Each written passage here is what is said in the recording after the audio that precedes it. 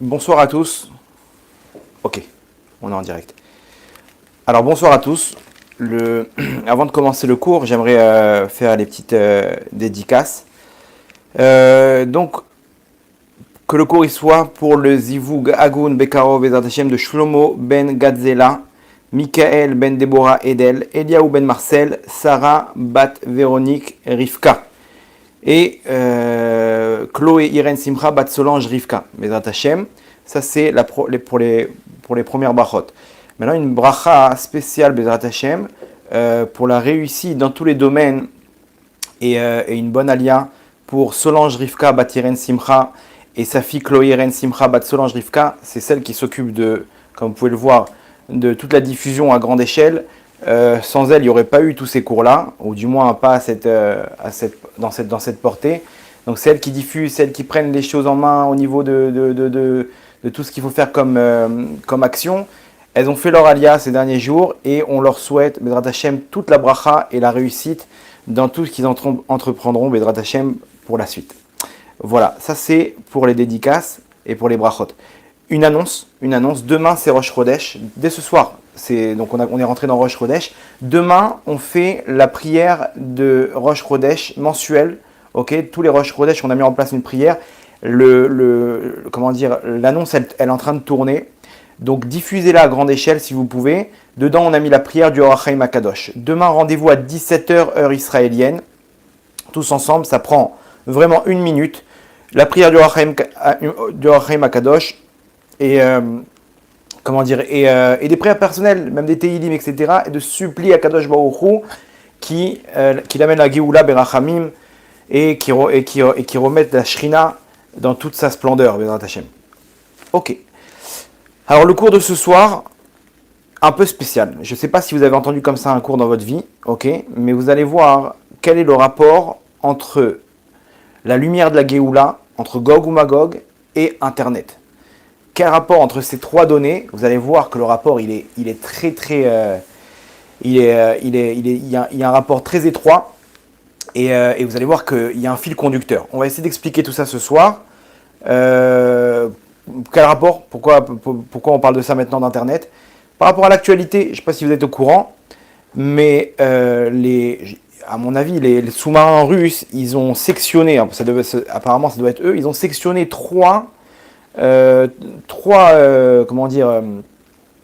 conducteurs sous-marins des canaux d'Internet qui diffusent donc les données depuis l'Europe, donc entre Marseille et Barcelone, là-bas il y a des canaux sous-marins, et ils ont sectionné, apparemment avec des bombes, pour pouvoir priver l'Europe. En tout cas, ils ont menacé, ils n'ont peut-être pas fait ça, ils n'ont pas été jusqu'au bout, mais en tout cas pour montrer à l'Europe qu'ils étaient capables de priver l'Europe, les États-Unis et l'Asie d'Internet. S'ils arrivaient au niveau sous-marin à sectionner complètement ces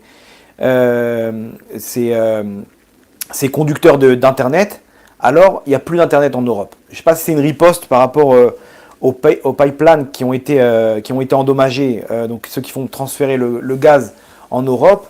En tout cas, en parallèle, en coulisses, il y a une vraie guerre entre l'Occident, les pays de l'Occident et la Russie. Et la Russie, ils ont les moyens, s'ils veulent, de priver le monde d'Internet. De priver le monde d'Internet, ou du moins l'Europe. La France, elle a réussi rapidement à surmonter à la panne, mais il y a eu beaucoup de problèmes. Et vous comprenez bien qu'aujourd'hui, on dépend d'Internet au niveau du travail, au niveau des bourses, au niveau des banques, au niveau des transferts de monnaie, etc. Donc, s'il n'y a plus Internet, le monde, il s'écroule. Pendant 6 heures, il y a eu une panne de Facebook et de certains réseaux sociaux. C'était une perte de dizaines de milliards qu'il y a eu. En 6 heures de temps, une perte, je crois, de 5-6 milliards de dollars. Donc imaginez-vous si tout le monde il est privé d'Internet, et les Russes, ils ont les moyens non seulement de priver l'Europe de gaz, mais aussi d'Internet. Et ils l'ont montré, ils ont sectionné 3 des conducteurs. Et pourquoi quel rapport avec la Torah? Il faut savoir que Internet est amené à tomber. Internet est amené à tomber, vous allez comprendre pourquoi, quel rapport avec Gog, quel rapport avec la Géoula. À tomber, on va dire, dans le mauvais sens du terme. Je ne sais pas s'il y aura Internet ou pas dans la Géoula, mais en tout cas, c'est sûr que ce ne sera pas dans ce cadre-là. C'est sûr et certain. Et Internet est amené à tomber, comme ça nous dit le Zohar, 15 jours, quand la Géoula va arriver, pendant 15 jours, le monde il sera dans l'obscurité. C'est-à-dire qu'il n'y aura plus d'électricité. Imaginez-vous que s'il y a une guerre, les choses qui vont être touchées en priorité, ce sont comment dire, les éléments de base, comme l'eau, l'électricité. Et donc il se peut qu'il n'y ait plus d'électricité, il n'y a plus d'internet. Et Hachem, il nous a privé avec le corona de tout plein de choses qu'il y avait dans ce monde-là. C'était une avant-première avec, comment dire, avec ce qui doit se passer à la Géoula. À la Géoula, pendant 15 jours, le Zohar il nous dit obscurité totale. Le monde, il va être coupé d'internet, il va être coupé d'électricité, il va être coupé du téléphone. C'est nous face à Hachem. Une personne va se trouver seule face à Hachem, et pendant ce temps-là, Kadosh Baruch Hu, il va se venger des Réchaïm. Et comme ce qui s'est passé à la plaie, la plaie d'obscurité, Kadosh Baruch Hu, il a puni les Réchaïm, il a profité pour punir les Réchaïm. Il y aura exactement pareil à la fin des temps. Il y aura exactement pareil, comme ça nous dit le Zohar, 15 jours. Pendant 15 jours, il y aura l'obscurité. Et la question est de savoir pourquoi Akadosh Baruch Hu, il voudrait faire tomber Internet, faire tomber l'électricité, faire tomber tout ce réseau qu'il a, cette technologie. Toute cette technologie qui s'est accumulée, pourquoi Akadosh Baruch Hu, il voudrait se débarrasser de ça, ou du moins le remodeler? Qu'est-ce que ça représente spirituellement Internet? Et en quoi ça s'interpose à la lumière de la Géoula? Ok, donc c'est l'objet du cours de ce soir. Alors là, accrochez vos ceintures, il y aura des loopings. C'est pas les mêmes ceintures, hein. C'est les ceintures comme dans les montagnes russes. Il faut bien les serrer parce qu'il y aura il y aura des petits loopings. Donc comme ça, vous restez avec nous, quoi. Ok, accrochez-vous. On va construire certains points et vous allez voir une autre vision des choses. Une autre vision des choses, et j'espère que ça va vous apporter des ustensiles et des armes pour vous rapprocher d'Hachem en vue de la Géoula Berachamim prochainement. Ok, alors on est parti. On commence avec un midrash. Le midrash Vaikra Rabba, ok, Kaf Zain Yud Aleph. Okay, si vous voulez aller voir dans les mots là-bas, le midrash il est incroyable. Ce midrash il raconte en fait un dialogue, un monologue de chacun des ennemis d'Israël, ok, qui a voulu détruire le Ham Israël. Entre guillemets, vous allez comprendre le sens. Et là-bas, hein, en fait, je vous fais le midrash.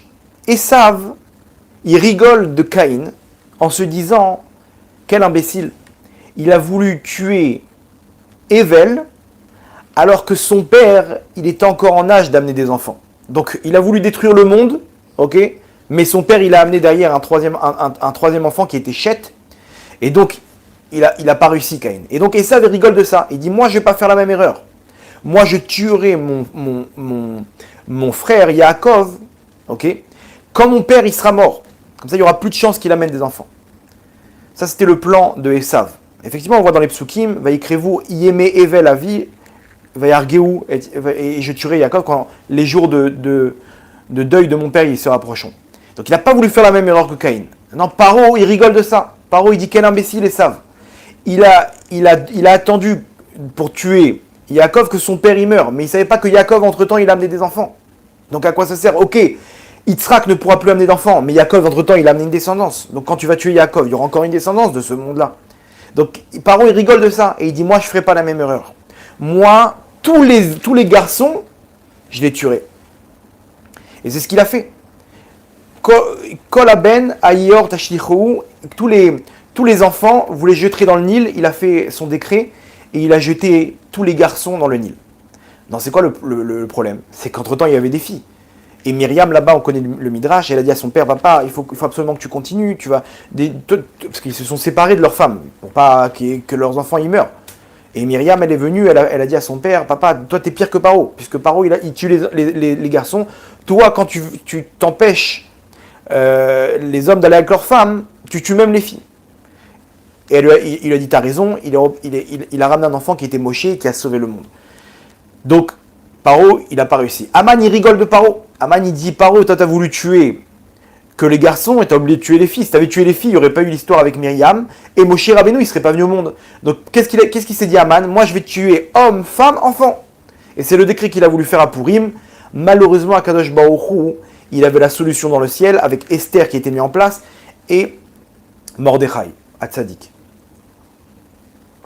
Et là, le Midrash, il termine Vous allez voir un truc incroyable.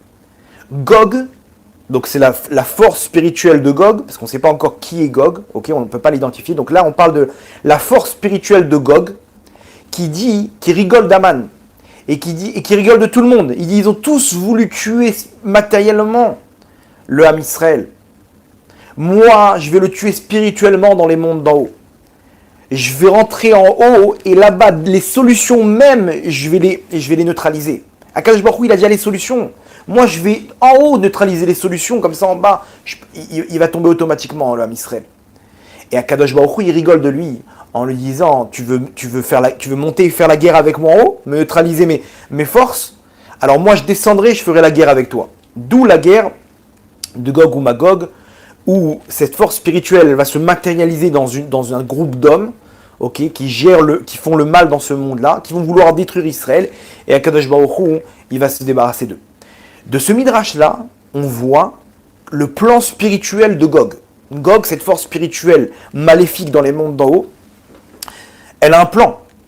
Elle a un plan. Excusez-moi. Et de là, on comprend quel est le plan de Gog. Spirituellement parlant, il y a un plan dans les mondes d'en haut qui va se matérialiser. C'est-à-dire que nous, ce qu'on voit dans les prophètes, c'est que la matérialisation on va dire la fin de la guerre. La fin de la guerre où on se débarrasse du mal. Ça y est, c'est la guerre, tout est terminé matériellement et spirituellement. Le Mashiach, il va s'occuper de spirituellement parlant. Et en bas, matériellement parlant, avec une guerre. Avec l'armée du Mashiach. Mais on voit qu'il y a un plan spirituel. Ce plan spirituel, il n'est jamais en place. La guerre, elle a déjà commencé. La guerre, elle a déjà commencé. Et le plan, il est de neutraliser le Ham Israël en haut. Regardez bien ce qu'il dit Gog. Il rigole de tout le monde et il dit, moi, les solutions qui sont prévues pour le Ham Israël en haut, je vais les neutraliser. C'est-à-dire qu'il y a une solution pour que le Ham Israël il arrive à la Géoula. Qu'on va voir aussi dans la suite du cours. Il y a une solution très simple. Gog, il est là pour neutraliser. Et il a mis en place une lumière spirituelle qui a envahi le monde et qui neutralise cette force spirituelle du Ham Israël de se rapprocher d'Hachem. Ok ? Donc, suspense, attendez un petit peu, vous allez comprendre de quoi il s'agit. Alors maintenant, pour comprendre de quoi il s'agit, quelle est la lumière spirituelle qui est mise en place, il faut remonter à la paracha de la semaine dernière de Bereshit, donc à la nuit des temps, à l'époque d'Adam Arishon, pour comprendre quel est le but de ce monde, ok ? Quel est le but de ce monde, et pour voir comment Gog il veut neutraliser cette force. Ok ? Donc on va faire un petit voyage dans le temps, à l'époque du premier homme, d'Adam Arishon. Alors, expliquer la faute d'Adam Arishon, ça nous prendrait peut-être 3 cours d'introduction. Il est clair qu'on ne parle pas d'une simple consommation d'un fruit interdit et que ça fait plus de 6000 ans qu'on galère dans la réparation. On ne parle pas de ça. On ne parle pas qu'il s'est trompé, il a mangé, c'était bon, il a pomme et le... Non, c'est spirituel. C'est des lumières spirituelles. Ok, donc l'explication, elle est très kabbalistique. Mais vous allez voir que dans la Torah, Hachem, il a mis une histoire très simple qui va nous permettre de comprendre le sens de l'histoire. En gros, remarquez bien de quoi il s'agit. C'est qui Adam Arishon ? Je vais vous le faire en très court, vous allez voir, vous allez comprendre c'est comme ça qu'on enseigne aux enfants. L'histoire d'Adam Arishon aux enfants, et vous allez comprendre derrière l'idée qui se cache derrière tout ça, qui sont des lumières kabbalistiques, bien entendu. En gros, Adam Arishon, c'est ni plus ni moins, accrochez-vous bien, c'est ni plus ni moins qu'un jardinier. Un jardinier qui s'occupe de la terre, qui s'occupe des arbres. Et là-bas, vous voyez bien dans le passouk, on dit quoi ? Vaikar Hashem Elokim, et Adam, Vayanicheu Bagan Eden, le Ovda ou les Shamra. Akadosh Baruch Hu, il a pris Adam. Où est-ce qu'il a placé ? Dans le jardin d'Éden. Le jardin, il y a un jardin qui porte le nom de Éden. Ok, là-bas, Akadosh Baruch Hu, il a placé. Pourquoi ? C'est quoi le but de l'homme ? De le travailler, ce jardin, et de le protéger. Ça veut dire, en gros, il travaille les arbres, ok, il est en train de bichonner ses arbres, il les arrose, et il coupe les mauvaises herbes. Il est obligé de prendre son ciseau et de couper, donc de protéger cet arbre-là. De quoi il protège ? Bah ouais, il y a des mauvaises herbes, il faut mettre des engrais, il faut mettre des trucs, il faut des protections contre les insectes, etc. Voilà en gros, c'est le passouk. Le passouk qui nous dit que Hachem, il a pris Adam et il l'a mis dans le jardin d'Éden. Et là-bas, il lui dit Hachem, tu peux manger de tous les arbres, sauf d'un arbre, celui qui était au milieu, l'arbre du fruit, du fruit de la connaissance. Ok. Et Sadaat Tov Vara. On s'est jamais rendu compte, mais en fait, Adam Arishon, c'est un jardinier. De quoi on parle ici? On l'a mis là-bas, il travaille, voilà. Il travaille, il protège. Donc imaginez-vous, l'homme qui a été créé de la main de Dieu, il est là, avec son petit chapeau de paille, en train de couper les mauvaises herbes, en train de couper les feuilles, en train de prendre les fruits, les mettre dans un panier, les manger. Ah, là-bas, non, on n'a pas le droit de le prendre, etc. C'est quoi cette histoire? Vous êtes d'accord avec moi que c'est l'histoire? Donc il est clair que on fait exactement pareil aujourd'hui. C'est-à-dire que vous allez comprendre le sens, mais l'image, elle est que ce sont des lumières spirituelles, ok, où l'arbre lui-même, c'est la shrina. La shrina, et là-bas, il y a des forces spirituelles négatives qui veulent prendre les forces de la shrina, et lui, il protège l'arbre des forces du mal, et il fait en sorte que la shrina, elle s'élève, et qu'elle porte ses fruits. Ok, maintenant, il y a une lumière qui est le fruit interdit, qu'il a mangé avant son temps. C'est une lumière qui était importante pour la Shrina Gdosha, pour la royauté d'Hachem, mais on va dire qu'il a fait ça avant son temps. Il a utilisé cette lumière, Adam, avec sa femme, avant le temps. Ça aurait dû se passer à Shabbat. Il a rentré cette lumière au moment où les forces du mal elles étaient encore présentes, et ils ont pu puiser des forces du bien.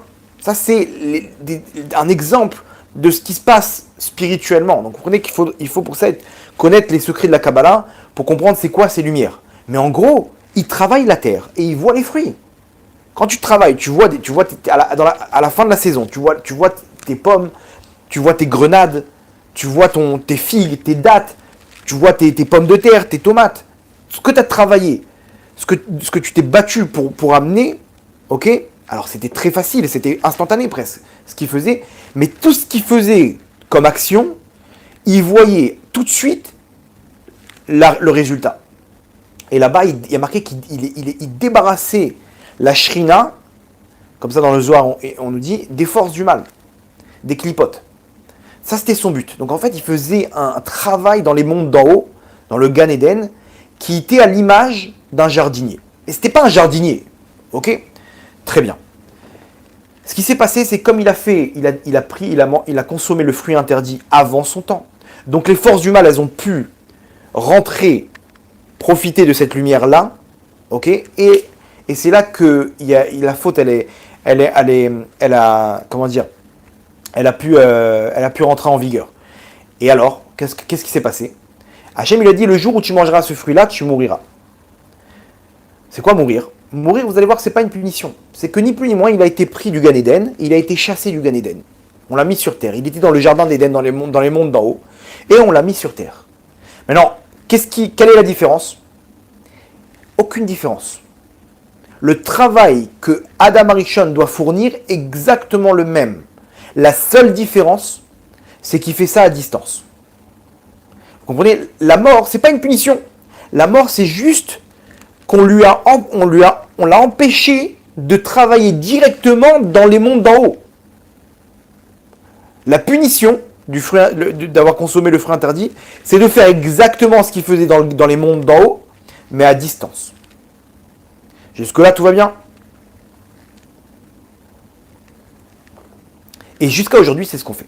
Jusqu'à aujourd'hui, toutes les actions qu'on fait en bien comme en mal, on rajoute des forces dans les forces du bien ou des forces dans les forces du mal. Tout ça par rapport à la royauté d'Hachem dans les mondes d'en haut. Et lorsqu'on part de ce monde, on continue ce qu'on faisait sur terre, mais dans le Gan Eden. Et là-bas dans le Gan Eden, qu'est-ce qu'on fait? On continue l'action qu'on faisait sur terre, on continue. C'est pour ça qu'on parle d'éternité, parce que et qu'on parle de chacun, il a pas le même niveau dans le monde futur. Pourquoi? Parce que c'est ce que tu as fait sur terre que tu continues. Mais si tu n'as rien fait ici dans ce monde-là, alors que tu vas continuer quoi? Il n'y a rien à faire, tu arrives en haut, tu dis je fais quoi moi? Vous pouvez pas me donner du travail? Tu vas voir Hachem, tu vas voir ce qu'ils font pour la Shrina les Tzadikim. Tu vas voir comment ils ont une couronne sur leur tête, ils ont une lumière, et ils sont proches d'Hachem. Et tu dis attends, mais Hachem et moi? J'ai dit, mon tzaddik, qu'est-ce que t'as fait sur terre? T'as rien, t'as aucun grade, t'as pas de lumière dans ta neshama, tu mettais pas les tefilines, tu t'habillais pas de sanoua, tu faisais pas Shabbat. Qu'est-ce qui se passe? Qu'est-ce que tu veux continuer? Mais attends, mais je savais pas. Y a pas de problème. Alors retourne et tu répares. Comprenez qu'en fait, Hachem, il nous fait revenir dans ce monde-là des fois, des dizaines de fois. Pourquoi? Parce qu'on est sans arrêt en train d'améliorer notre lumière. Et quand on monte en haut, on continue. C'est ce que font les tzadikim, c'est pour ça qu'on va sur les tombes des tzadikim, parce que Rabbi Nachman, sur sa tombe, il continue le travail. Ce qu'il faisait sur terre de réparer les neshamot, il continue même après sa mort. Ce qu'on dit sur les tzadikim, Vayelchu michail el chail. Il monte de niveau en niveau. Et quand il y a quelqu'un qui vient sur sa tombe, il continue le travail. Le rabbi, de là où il est, il continue le travail, de rapprocher les neshamot, le Baal Shem Tov. Tous les tzadikim, ils continuent. Ils continuent leur travail dans les mondes d'en haut, sauf qu'on ne voit plus leur corps. Leur corps, il est sous terre, mais la neshama, elle continue le travail. C'est pour ça qu'on voit, dans la Gemara, on voit des histoires où les tzadikim, ils voient leur place dans le Gan Eden. Et qu'est-ce qu'on voit là-bas? On voit un champ d'apharsémon, de fruits, de pamplemousse, des trucs. C'est quoi ces images? Non. C'est qu'on voit en fait, on a 13 fleuves de pamplemousse, des images comme ça pour nous dire non. Ce qu'il fait sur terre, il arrive à un travail monstrueux dans les mondes d'en haut. Il est en train de le construire à l'image d'un champ que tu as planté les arbres, et ça met du temps pour pousser, pour amener ses fruits. Il en a des étendues dans les mondes d'en haut, pour te dire combien le travail qu'il a fourni, il est immensément grand. Et c'est pour ça qu'on nous dit que les tzadikim, ils vont dans les mondes d'en haut, et ils voient leur place dans le Gan Eden. Il y a plein d'histoires comme ça dans la Gemara. Et là, aujourd'hui, vous comprenez pourquoi? Parce qu'en fait, ce que tu fais sur terre, quand on est en train d'étudier la Torah maintenant, là, vous êtes en train d'écouter un cours, ok, vous vous rendez pas compte que vous êtes en train de construire des mondes dans les mondes d'en haut. C'est écrit explicitement. Il y a marqué comme ça, Vasim dvarai, beficha, je mettrai ma parole dans ta bouche, lintoa shamaim velisod eretz, pour planter le ciel, pour construire le ciel, et instaurer la terre. C'est-à-dire qu'en fait, on est en train de construire des mondes d'en haut. Quand toi, tu mets la parole d'Hachem dans ta bouche, quand tu es en train d'étudier, quand tu es en train de prier, imaginez qu'on est en train de construire des mondes dans les mondes d'en haut. Alors Adam Arishon, lui, quand il étudiait la Torah, il voyait tout de suite les mots se matérialiser, des forces spirituelles se matérialiser sur place, autour de lui. Il voyait les choses se construire avec sa bouche, avec ses actes. Nous, on fait exactement pareil, sauf qu'on fait ça à distance. Vous comprenez? Donc, il est clair que c'est encore plus fort ce qu'on fait. Et c'est ça ce qu'il a voulu faire Adam Arishon. Il n'a pas compris, il a dit, mais attends, mais c'est encore plus fort, c'est je ramène le fruit interdit en moi, et je fais rentrer le mal, ça veut dire que je fais ça, je mets de l'obscurité, je fais ça à distance, sans savoir ce que je fais, comme ça, le salaire, il est beaucoup plus grand. Vous comprenez qu'Adam Arishon, il n'a pas eu un simple désir de croquer dans un fruit. Il a pensé à ce qu'on vit maintenant. On vit exactement pareil. Donc, ce qui se passe, c'est qu'on continue exactement ce que Adam Arishon il faisait, mais à distance. À distance, chaque mitzvah qu'on va faire, chaque mitzvot, elle va construire dans les mondes d'en haut. Ok? C'est ce qu'on dit quand on chante Vechaye olam nata betochenu. Et la vie du monde futur, il a planté en nous. Pourquoi il a planté? C'est quoi il a planté? C'est qu'en fait, c'est ça quand on dit quelqu'un il est ben olam haba. Il fait déjà partie du olam haba, c'est-à-dire qu'il a tout ce qu'il fait sur terre, il a déjà tout créé. Donc, Chaye olam nata betochenu, Hachem il a planté en nous, c'est ces plantations du olam haba qui sont plantées là-bas dans les mondes d'en haut, qu'on le fait à distance. Vous comprenez? Donc en fait, c'est quelque chose d'incroyable. On est en train de construire. Et nos proches qui sont partis, Alayhim Shalom, quand on fait quelque chose, les loups nishmatam, pour l'élévation de leur âme, il faut comprendre une chose, c'est qu'ils voient exactement tout ce qu'on fait.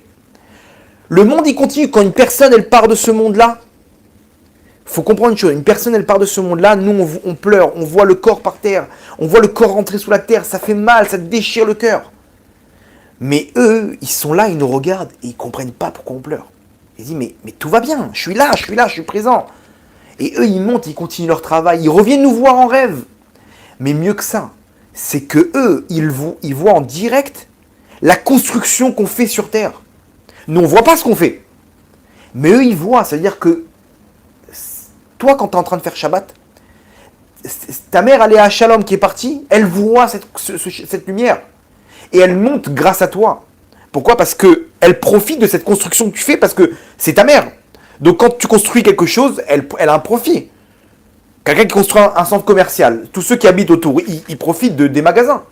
Donc toi, tu es en train de construire, tu es en train d'aller au pilote, tu fais des kadish, cette fille, elle s'habite sa noix, elle dit allez, un jour par semaine, elle sait même pas qu'elle est en train de faire, elle est en train de construire des mondes d'en haut. Et tous les morts, ils sont, comment dire, ils sont spectateurs de la construction. Eux, ils ont leur place dans le Gan Eden. Mais d'un coup, ils voient des mondes se construire. Et ils disent, c'est qui cette place-là? Cette place, c'est ton fils sur terre. Il est rentré dans une yeshiva. Quoi? Il étudie la Torah? Mais ouais, quel mérite? Mais pourquoi j'ai mérité ça? Et on va te montrer la mitzvah quand tu t'es occupé de tes parents. Et donc Hachem, il a fait en sorte que tes enfants, ils sont tzadikim. Et tu t'es battu pour le Shabbat, donc Hachem, il t'a donné telle et telle chose. Et elle s'est battue pour la tzniut, donc elle a eu des enfants de tzadikim. Et ils sont entrés à la yeshiva, ils ont commencé à étudier la Torah, ils ont commencé à faire de la tzedaka, du chesed, de la gdusha, des mitzvot. Et d'un coup, le bâtiment, il commence à prendre de l'ampleur. On dit quoi, c'est mon fils, ça? Et bien sûr. Donc, nous, on n'a pas la émouna de ce qui se passe. On se dit, attends, mais peut-être que ma mère, elle est pas au courant, peut-être que mes grands-parents, peut-être que... Je rigole, ils voient tout en direct. T'as pas besoin de dire que c'est pour l'élévation de l'âme. Tout ce que tu fais, il profite automatiquement. Quand tu donnes la tzedaka, c'est noté en haut. C'est noté exactement pour qui elle va la tzedaka. On n'a pas besoin d'écrire, attends, t'es sûr que... T'inquiète pas, t'as donné en haut ce qui a été construit, ça a un but précis. Cette pierre-là, elle va dans un endroit précis. T'as pas besoin de préciser, attends, mais non, c'est pour les Elou Nishma. T'as oublié, t'inquiète pas. Hachem, il sait très bien où ça va dans les mondes d'en haut. C'est pour ça qu'on appelle le cimetière Bet Hachaim, la maison de la vie. Attends, mais c'est bizarre. C'est là où on est enterré, on a terminé ce monde-là. Non, c'est là où tout commence. Ici, tu faisais ça dans l'obscurité, tu faisais ça à distance. Maintenant, tu continues. Tu passes d'une pièce à l'autre. Ok, tu lâches le corps et ta Neshama, elle continue dans le Gan Eden. Elle continue à faire ce qu'elle faisait sur Terre. Dans la mesure où il a commencé quelque chose, comme on a dit. S'il n'a rien fait, bon, il redescend pour marquer des points. Il redescend en Gilgoul et on lui dit, allez, vas-y, répare. Répare, refait. Lui-même, il supplie. Il dit, tiens, je peux avoir une arme, je peux avoir une voiture, moi aussi, comment je fais là? Ah non, il fallait la construire, il fallait la créer tout seul. Ah, ok, alors je fais quoi? Bah, retourne. Hop, on le renvoie dans le prochain voyage, et il repart, et il fait tchouva, il se rapproche d'Hachem, et il refait tout. Maintenant, dans le cimetière, on est là en train de pleurer, mais il faut comprendre, ça s'appelle le Bet Hachaim, la maison de la vie. Là-bas, ça continue. Vous vous rendez compte ça change toute la vision des choses. Tout ce qu'on faisait sur Terre, on le continue en haut. La vie ne s'arrête pas à la mort. Entre parenthèses, je profite, ça n'a aucun rapport, mais tant qu'on parle de cimetière, les gens, il faut qu'ils comprennent une chose, le cimetière, c'est pas un lieu où on doit se balader. Les gens, ils adorent, genre, tout le temps, on me pose des questions, est-ce que je peux aller au cimetière? Les gens, ils adorent se balader au cimetière, voir Pierre, Paul, Jacques. Le cimetière, spirituellement, c'est un endroit très dangereux. Que vous comprenez, en fait, je vous explique en 2 mots, mais toutes les fautes qu'on fait, on crée des forces spirituelles négatives, des anges maléfiques, des anges du mal. Surtout pour un homme, tout ce qui est les fautes de l'adultère, de semence en vain. Semence en vain, c'est des milliards d'anges du mal qui ont été créés, qui sont là autour de lui.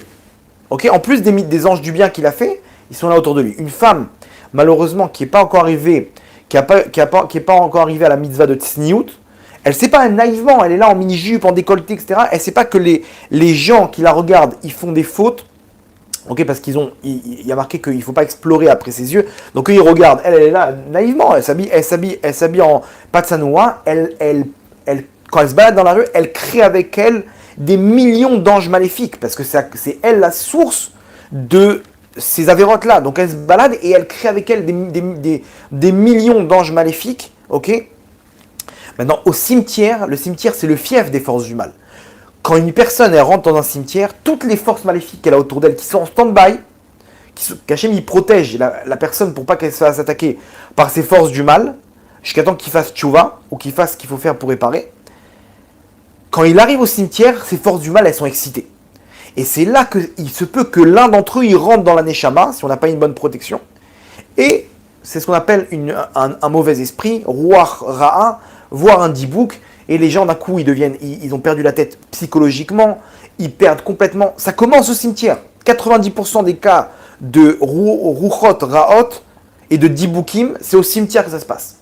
Pourquoi? Parce que les gens, ils se baladent et ils font le tour des cimetières, attendent un truc et ils sont tranquilles. Alors, s'ils s'énervent là-bas, c'est encore pire, ok? Parce qu'ils enlèvent leur protection de la Neshama. Et si, en plein milieu, ils regardent, ils font des avérotes, comme on a expliqué. Le mec, il est en train de regarder une femme, et c'est très courant. Dans les cimetières, il n'y a pas de pitié. Arrêtez-vous, faites un cessez-le-feu. La femme, elle revient encore en décolleté, en mini-jupe, et lui, il commence à marcher comme un radar là-bas. Ils sont mis sur leur 31 à un enterrement. Oh, tzadikim, un cessez-le-feu. Au cimetière, il faut éviter ça. Les hommes d'un côté, les femmes de l'autre. Pourquoi? Parce que lui, s'il est en train de regarder une femme, il est en train de créer des forces du mal qui peuvent, dans le cimetière même, lui faire du mal. Et elle, pareil, elle peut créer des forces du mal qui peuvent l'endommager sur place. Pourquoi? Parce que c'est le fief des forces du mal, le cimetière. Ça, c'est une parenthèse, ok? Ce qui se passe dans les cimetières, en ce moment, c'est une catastrophe. Chaque fois que je vais là-bas, alors ne vous inquiétez pas, quand on va pour une mitzvah, il n'y a rien à craindre. Mais si on va pour se balader et on fait le tour comme ça, stam, c'est un problème. Il faut mieux éviter, surtout pour une femme enceinte, surtout quand c'est mélangé.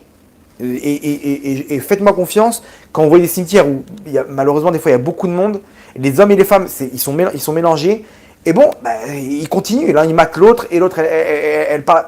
Faites ça dehors, mais dans le cimetière c'est hyper dangereux. Vraiment, spirituellement parlant, il faut prendre conscience de ça. Ça c'est pour la parenthèse. Mais, donc, on appelle ça donc le Bet Achaim. Ok? Pourquoi? Parce qu'on continue ce qui se passe sur terre, mais de façon directe. Ok? Donc jusque-là, vous me suivez? Donc on récapitule. Adam Arishon, il faisait quelque chose dans le Gan Eden. La faute du fruit interdit, elle a tout simplement rétrogradé Adam Arishon de façon à ce qu'il fait exactement ce qu'il faisait, mais à distance. Et nous, on continue la même action. À distance, et on crée notre Olam Haba. Et quand on part de ce monde, on continue sur place.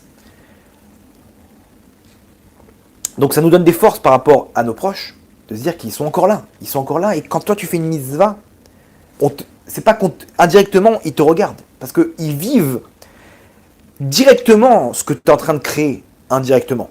Vous comprenez? Donc c'est hyper fort. Et mieux que ça, c'est que ça nous donne des forces par rapport à ce qu'on fait. Des fois on fait des choses, par exemple, les femmes qui ont travaillé là, on a passé les fêtes. Elles ont fait repas sur repas, surtout en France, ils ont eu 2 jours d'affilée. Elle se dit, mais quoi, mais tout ça, ça y est, c'est parti à la poubelle. Ils ont tout mangé, ok, on a tous digéré, et ça y est. Non, Matzadiket. Tout ce que tu as fait comme effort, l'Irvod Achagim, l'Irvod Shabbat Kodesh, c'est noté dans les mondes d'en haut. Chaque fois que tu as changé les couches de tes enfants, tu as fait du chesed, tu as fait des mitzvot de tzedaka à tes petits-enfants, c'est noté dans les mondes d'en haut. Chaque fois que tu te lèves dans la nuit pour t'occuper de tes enfants, c'est noté dans les mondes d'en haut. Tu n'as rien perdu. Un homme pareil, il se fait humilier par sa femme elle le maltraite, elle lui parle mal. Ça, c'est un phénomène aussi terrible. Les femmes, elles maltraitent leur mari. Elles sont sévères avec leur mari. Alors les hommes aussi, ils sont hyper durs, mais il n'y a plus de respect homme-femme. Chaque fois que tu te fais humilier par ton mari ou par ta femme, et tu te tais, c'est une lumière énorme que tu viens de construire dans les mondes d'en haut. Énorme, à tel point qu'on te dit, vas-y, prie maintenant. Quand tu vas pour regarder une femme, tu as tourné les yeux, mais tu as construit quelque chose d'énorme dans les mondes d'en haut. Alors toi, tu te dis, mais de toute façon, tout le monde s'en fiche de ce que je fais, personne ne m'encourage. Mais tu rigoles. Tous les morts, ils sont en train de regarder ce que tu fais. En direct, tout le monde en direct est en train de regarder quelle force tu as. Et les gens, ils vont venir te voir en rêve. Les tzadikim veulent absolument rentrer en toi. Pourquoi? Parce qu'ils voient en haut ce que tu fais. Ils disent, c'est qui ce tzadik là? Quand tu fais une mitzvah, qu'un tzadik il avait l'habitude de faire, le tzadik il rentre en toi pendant quelques instants pour réaliser la mitzvah. Vous vous rendez compte de quoi on parle? Mais d'où il sait le tzadik que je suis en train de faire cette mitzvah? Mais il la voit en direct. Il dit waouh, il faut que je descende. Et le tzadik il a la possibilité de faire des allers-retours. Il rentre en toi pour pouvoir continuer à faire cette mitzvah avec toi et t'aider en même temps. Vous vous rendez compte de quoi on parle? Une femme qui est devant son armoire, qui ouvre, qui dit qu'est-ce que je fais aujourd'hui? Et elle hésite. Même si elle a choisi finalement son djinn, cette hésitation, elle a construit des choses dans les mondes d'en haut. C'est pour ça qu'on dit que tout va selon l'effort et pas selon le résultat, parce que c'est des lumières spirituelles qu'on construit. Vous comprenez? Ok. Maintenant, on rentre. Là, on va faire un looping. Ok, donc accrochez-vous bien. Ok, serrez bien la ceinture. On va faire un petit looping. On rentre encore en profondeur. Nous, on a dit donc qu'on travaillait à distance. Comment on a la possibilité de faire des choses à distance?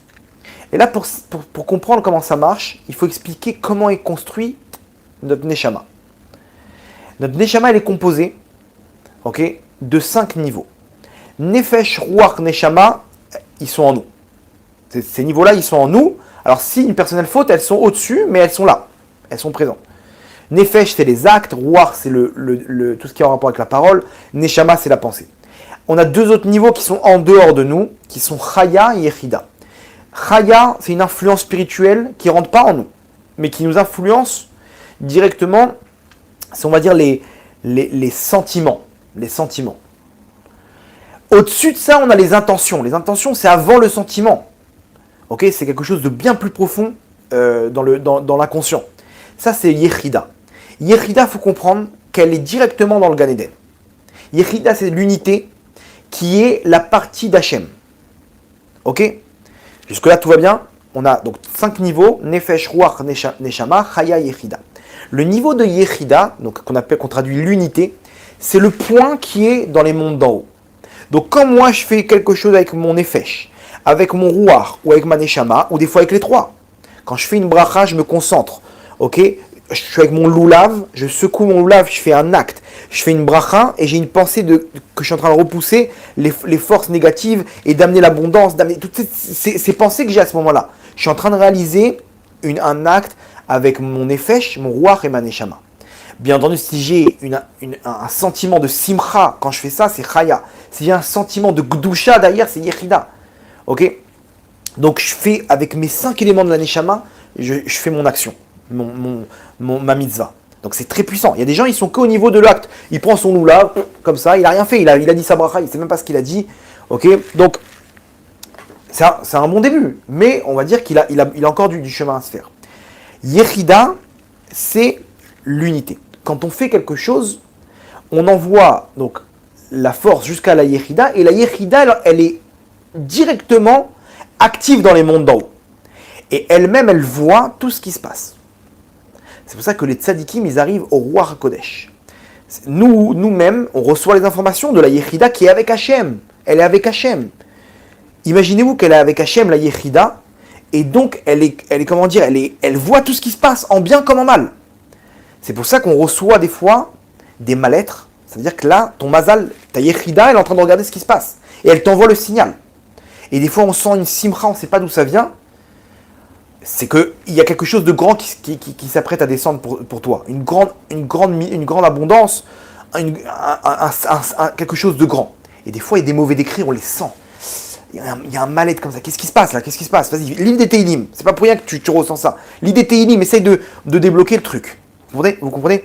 Donc, malheureusement, nos avérotes, elles font des bouchons. Nos mauvaises actions, elles créent de la touma dans notre neshama, de l'impureté, qui fait qu'on n'arrive pas à se connecter avec notre yechida. Mais les tzadikim, eux, ils sont directement connectés. Et un tzadik, il a la capacité de fermer ses yeux et de te dire tout sur toi. Comment c'est possible? Mais il est connecté avec sa yechida. Vous comprenez? Ce qu'on appelle des asagot. Il est messique, c'est-à-dire il arrive à choper des messages d'en haut. Aujourd'hui, Ruach HaKodesh fait plus le niveau en dessous de Ruach HaKodesh. C'est plus le même Ruach HaKodesh, l'esprit divin qu'on avait à l'époque. Mais ce qu'on appelle des asagot. Et je connais des dizaines de personnes qui ont des asagot, même des personnes simples, qui ont arrivé par rapport à leur tikkun de leur neshama. À un point donné, ils l'ont fait à fond. Sur ce point-là, ils sont connectés avec leur yechida et ils ont des messages d'en haut. Des gens comme vous et moi. J'en connais une dizaine autour de moi. Vraiment. Des gens qui peuvent vous donner des infos comme ça sur certains points. Alors il y en a, ils ont du vrai Ruach HaKodesh, des vrais tzadikim comme Rabbi David Abuchatzera, comme Rav Kanievski, Alav Shalom.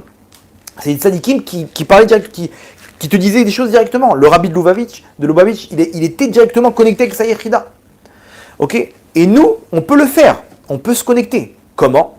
Soit sur un point donné de ma shlichut sur terre, si j'arrive à le faire à fond, j'arrive à faire à fond ma shlichut, mon rôle sur terre, sur une mitzvah donnée. Regardez sur ça le cours qu'on a fait sur qui est Maneshama.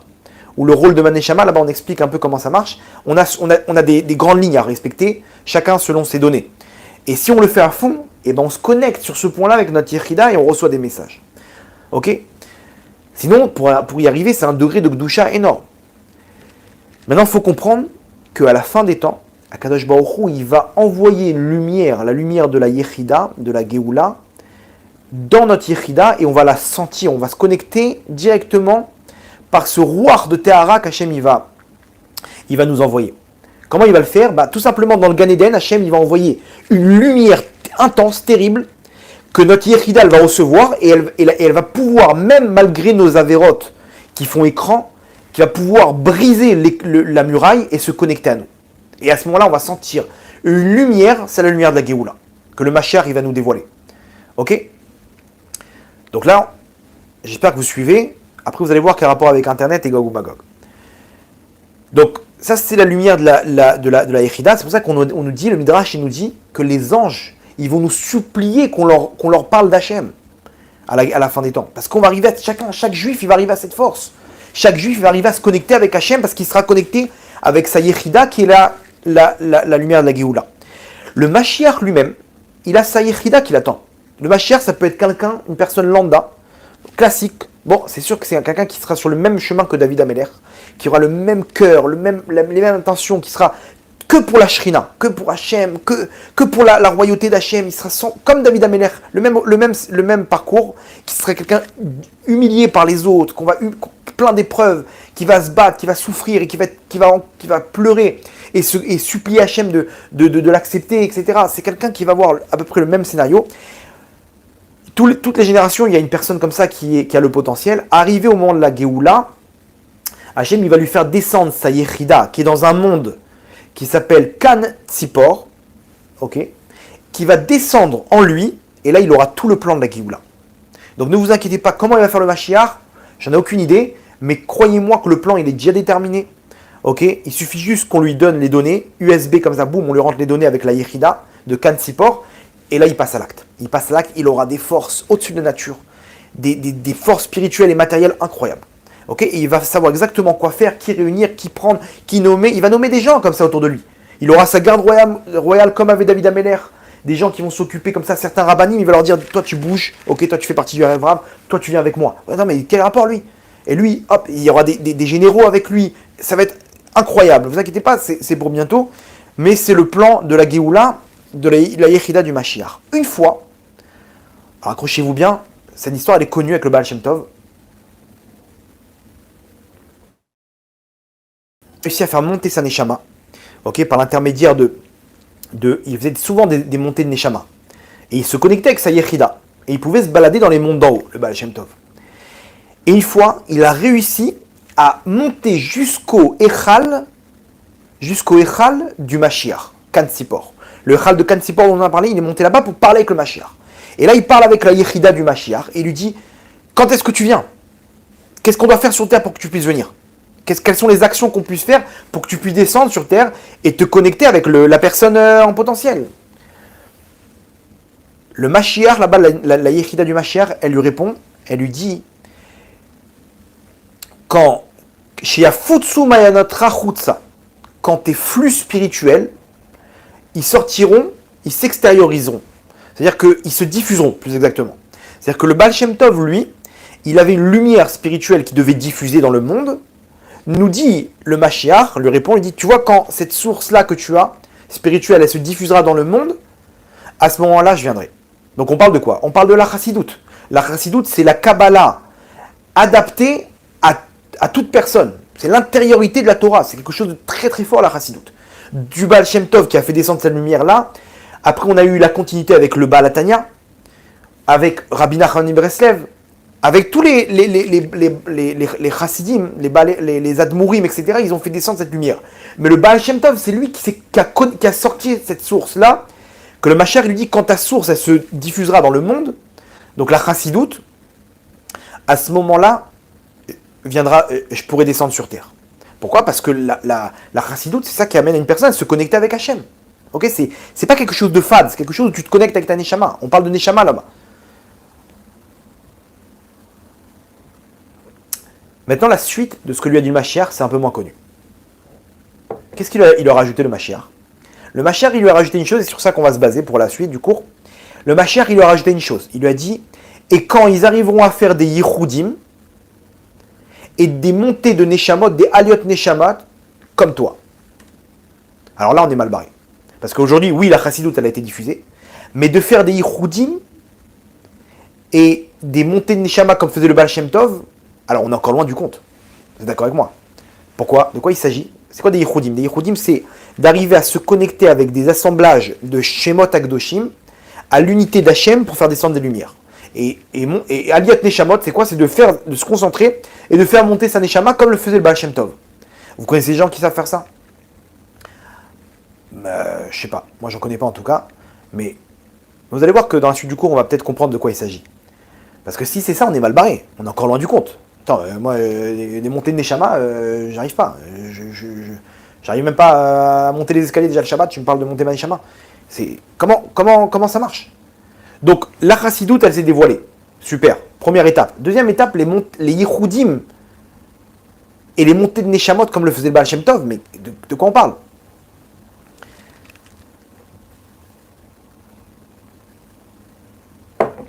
Et vous allez voir qu'en fait, tout le monde peut faire ça. Tout le monde peut faire ses yichoudim et ses montées de Neshamot. Comment? On laisse la réponse dans la suite du cours. Ok? Maintenant, quel est le rapport avec Internet? Quel est le rapport avec Internet? Vous allez voir, on refait un autre looping. Ok? Si on pouvait faire maintenant une page publicitaire, ça aurait coûté très cher. Vraiment, parce que là, le suspense, il est très grand. Vous allez voir comment, toutes les introductions qu'on a racontées, vous allez voir comment quel est le rapport avec Gog ou Magog et Internet. Quel rapport avec Internet? Le Zohar, Parashat Vaïra, il nous dit une chose incroyable. Il nous dit que l'année Tafresh, c'est-à-dire en l'an 600, ok, 5600, donc là on est en 5783.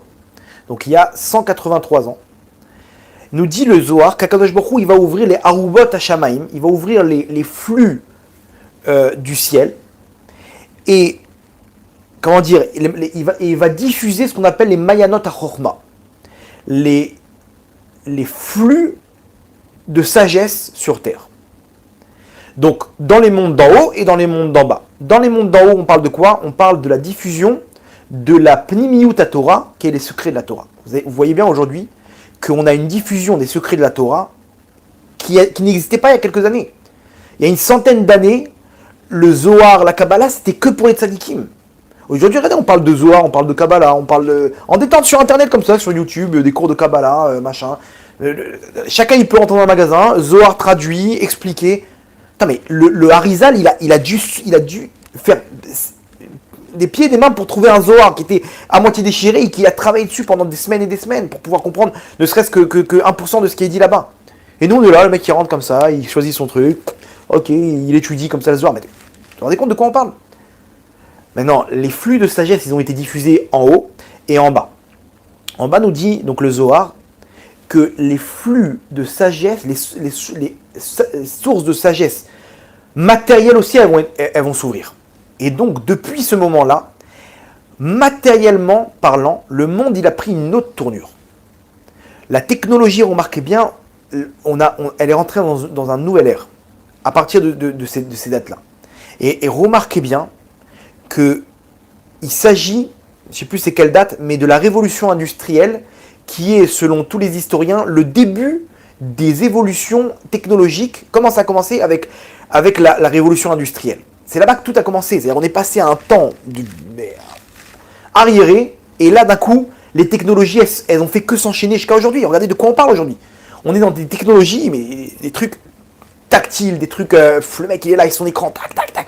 Même quelqu'un d'il y a 20 ans, il voit aujourd'hui dans quelle époque on est, il voit un mec avec son téléphone, il est où l'ordinateur? Je comprends pas. Mais il est là. Mais non, mais ta souris, ton clavier, non mais t'inquiète pas, tac, tac, tac, il lui montre des trucs en haut, en bas, à droite, tac, tac, c'est révolutionnaire, mais comment vous faites? Et quoi, il y a de la place dans ce petit truc? Bien sûr, il y a de la batterie, mais bien sûr, mais comment ça marche? Et lui, il est avec son gros Amstrad, là, le gros ordinateur, là, il y a 25 ans, avec son imprimante là-bas, il est comme un fou, il dit, voilà, la technologie et tout, il a une grosse machin avec ses disques, il grave ses CD, il est comme un fou. Aujourd'hui, ouais, il n'y a rien du tout, je t'envoie tout par Internet, c'est quoi ça Internet? Quoi, tu peux envoyer des films? Ben oui, je peux t'envoyer des trucs. Mais comment ça marche? Je comprends pas. Vous vous rendez compte de l'évolution dans laquelle on est aujourd'hui? On se rend pas compte. Le mec, il rentre chez lui, tac, il claque des doigts, la lumière, elle s'allume, les mains. Ça, c'est le Zohar. Le Zohar, il nous dit que la lumière spirituelle, elle va descendre. Et en parallèle, la lumière matérielle aussi, elle va descendre, et ce qui fait qu'on va arriver dans un monde de technologie. C'est écrit noir sur blanc dans le Zohar. Ça s'est passé quand? En l'an 5600. Hop, c'est de là que ça a commencé, révolution industrielle, et toute la suite jusqu'à nos jours. C'est quoi cette lumière spirituelle qui descend de plus en plus? À quoi ça sert? Elle va nous amener à la lumière de Or HaGanuz. C'est quoi la lumière de Or HaGanuz? À la création du monde, Akadosh Baruch Hu, il a créé une lumière qui nous permet de nous connecter directement avec lui et de voir d'un bout à l'autre du monde. Ça s'appelle Or. Pourquoi cette lumière de Or HaGanuz? Pourquoi on l'appelle Or HaGanuz? Parce qu'Akadosh Baruch Hu, il a vu qu'elle allait être utilisée à mauvais escient. Donc il a caché, où Ganaz est à Or Hazé, c'est pour ça qu'on appelle Or HaGanuz, la lumière cachée, pour les tzadikim à la fin des temps. Les Atid Lavo. Donc, le Zohar, en fait, il nous parle de cette lumière qui descend, c'est ni plus ni moins que la lumière de la Géoula de Or HaGanuz. Cette lumière-là, elle va descendre, c'est une lumière très grande, qui descend matériellement avec la technologie. Ok? Jusque-là, j'espère que vous suivez. C'est profond, ok, mais vous inquiétez pas, à la fin, le puzzle, il va se remettre en place. Maintenant, nous dit le Zohar, Saba de Mishpatim, Koufret Amoudbet, nous dit que chaque fois qu'une lumière, elle descend avec sa klipa, la force du mal. Donc en fait, la matérialisation de cette lumière, c'est une force du mal qui nous empêche d'atteindre cette lumière. C'est-à-dire que, à l'image la klipa, à l'image d'un fruit, pour atteindre le fruit, la klipa, elle devance l'écorce, elle dévance le fruit. Moi, je veux atteindre ma pastèque maintenant. Je ne peux pas la manger, la pastèque. Je suis obligé de détruire l'écorce, la peau de la pastèque, pour pouvoir manger le fruit. Pour arriver à la lumière de la Géoula, il y a la klipa qui fait écran. Cette klipa, ok, elle est à la même image que la lumière de Or HaGanuz, la lumière de la fin des temps, qui est la Yechida. Ok? C'est quoi cette lumière aujourd'hui? On le voit bien. Cette lumière des clipotes, c'est quoi? C'est Internet. Pourquoi? Remarquez bien, Internet, c'est exactement Or HaGanuz, mais dans les forces du mal. Or HaGanuz, on a dit que c'est quoi cette lumière? C'est ce qui me permet de me connecter avec ma Yechida et de voir d'un bout à l'autre du monde tout ce qui se passe, passé, présent, futur. Internet, avec mon écran, je peux voir tout ce qui se passe d'un bout à l'autre du monde. C'est l'équivalent dans les forces du mal. Dans la klipa qui devance la force la lumière de la Géoula. Donc Internet aujourd'hui, c'est exactement le Or HaGanuz dans la klipa. Vous vous rendez compte? Internet, même c'est le Noun, c'est la 50e porte des forces du mal, qui m'empêche d'avoir la Emouna. La Emouna qui est la Yechida, l'unicité d'Hachem. L'unité d'Hachem, pourquoi? Parce que maintenant j'ai plus d'Emouna quand j'ai Internet. Je fais tout seul. Je parle toutes les langues. Ok, je peux voir d'un bout à l'autre du monde. J'ai plus d'Emouna parce que c'est moi qui fais tout. C'est moi qui gère mon argent. C'est moi qui peux voir où il en est mon argent. J'ai plus besoin d'Hachem avec Internet. Je suis contrôlé complètement. Les gens ils se rendent même plus compte, mais ils dépendent même plus d'Hachem. T'as besoin d'un truc, pas besoin de quelle Emouna de quoi tu parles? Je vais sur Google directement. Je sais tout, je vois tout. Je peux aller sur Google Maps, je peux aller voir exactement quelle rue en 3D. Je peux aller voir d'un bout à l'autre du monde. Je peux voyager à Taïwan, je peux aller en Thaïlande, je peux aller au Kenya, faire le safari là-bas en direct. Il n'y a aucun problème, je peux faire mes formations sur Internet. Je peux faire mes cours sur Internet en direct comme ça. Ça, c'est la Yechida des clipotes. Je suis connecté avec ce monde-là, mais dans la lumière qui est la klipa de cette Or HaGanuz, que chaque juif au monde, il peut atteindre avec sa Yechida. Avec sa Yechida, la Yechida, c'est quoi? C'est d'arriver à l'unicité d'Hachem. Hachem, il est unique. J'ai fait les Yichoudim, c'est la Yechida. C'est avec ça qu'on fait. Ce qu'il a parlé le Baal Shem Tov. Et nous, on se connecte avec les clipotes. C'est ça ce qu'il veut faire Gog. Rappelez-vous bien le Midrash au début. Qu'est-ce qu'il dit Gog? Il dit, moi, je vais les déconnecter de la lumière de la Géoula. Maintenant, c'est de la folie, ce Midrash. Qu'est-ce qu'il a fait Gog? Gog, il rigole de tout le monde. Lui, cette force spirituelle négative, elle rigole. Elle dit, mais vous avez essayé de vous battre en bas. Moi, je vais me battre en haut. Je vais bloquer les solutions directement. Je vais bloquer les solutions. C'est quoi la solution pour la Géoula?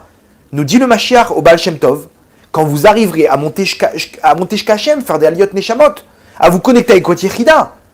Mais aujourd'hui, on n'est pas capable de le faire parce qu'on est connecté à la Yechida des clipotes.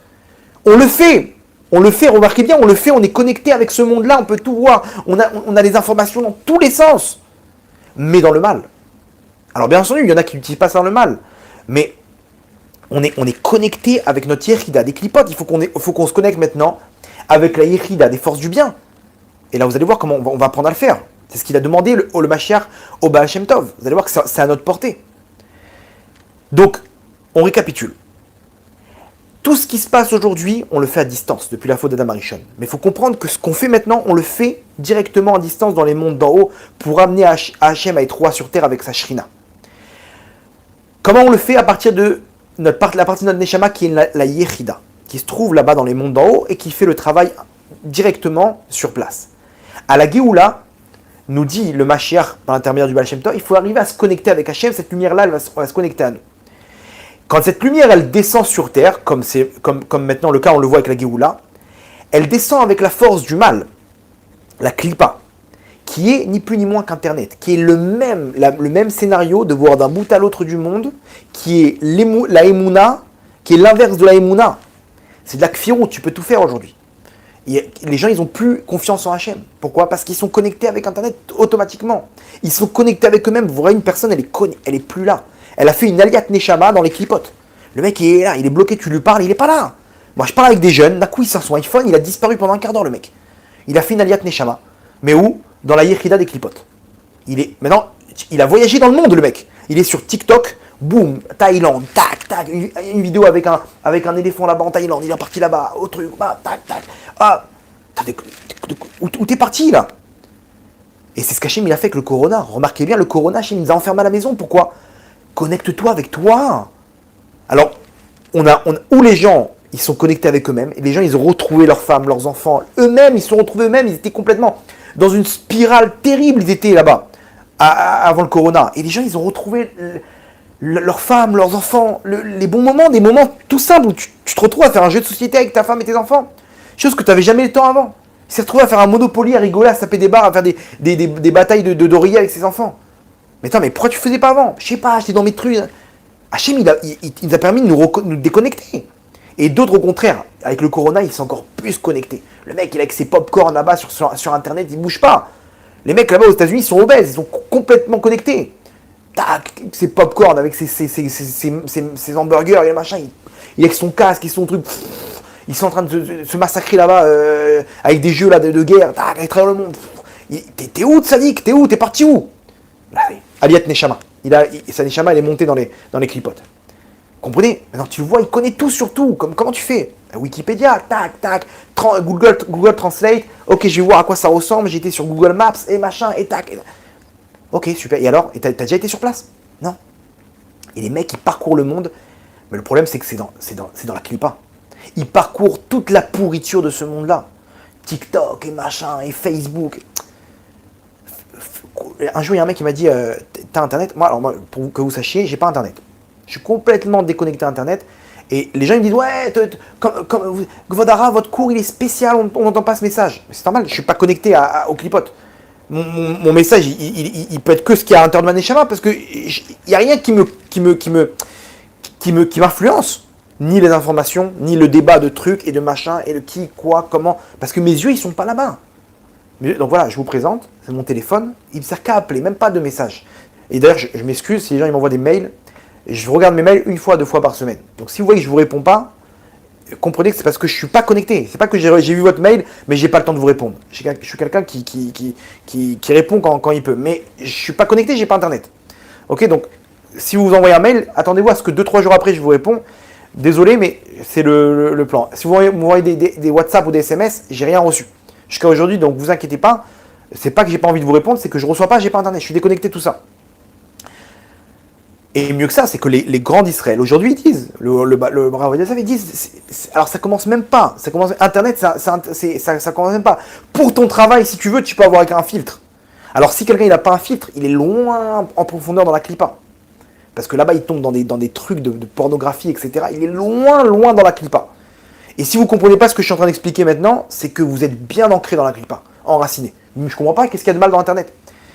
Internet, ça massacre des couples. Facebook, la fille, elle vient de se disputer avec son mari. Elle regarde comment lui, il est en train de chérir sa femme sur des photos. Ça lui brise son couple. Ça lui brise son couple. Il y en a qui disent, j'ai entendu un arabe, il disait, c'est pas Internet, c'est interget. Pourquoi? Parce que c'est là-bas qu'on arrive au get. Quand le mec, il a vu d'autres femmes sur... Mais il peut pas être heureux de sa femme. Il se retourne, il voit sa femme en chaussons et en pyjama, aucun rapport avec une touffe sur le truc. Et il voit une autre avec une perruque hyper longue. Il se retourne, il regarde. Je peux pas vivre avec ça. Et donc, il est parti dans des plans.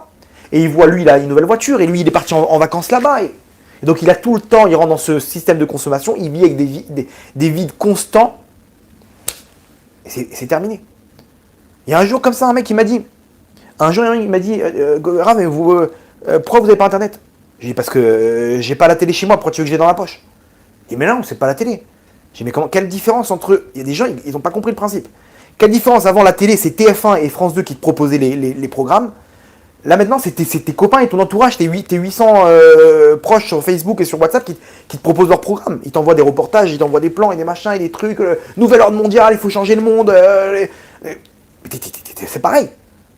T'as la télé chez toi. Les gens, ils ont pas la télé. Ils disent, non, moi, je suis religieux, j'ai pas la télé. Mais t'as la télé dans ta poche. C'est exactement pareil. Donc, les gens, ils sont pas heureux. Et sans compter l'influence des médias. L'influence des médias, elle est terrible. On nous fait passer les messages qu'on veut.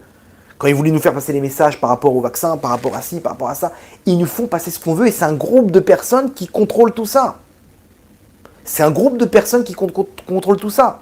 Ces gens-là, un jour, ces gens-là, ils veulent neutraliser la lumière d'Israël, en haut, qui est la Yechida. Donc, dans les forces du mal, nous, on est là. Un pauvre juif, aujourd'hui, il est à Paris, il est connecté avec sa Yechida des clipotes, et il est complètement en l'air. Vous comprenez le plan de Gog? Vous comprenez pourquoi Google s'appelle Google? C'est exactement Gog. C'est quoi? Et Google, c'est la base de tout Internet. C'est pour rien. L'allusion, elle est très forte.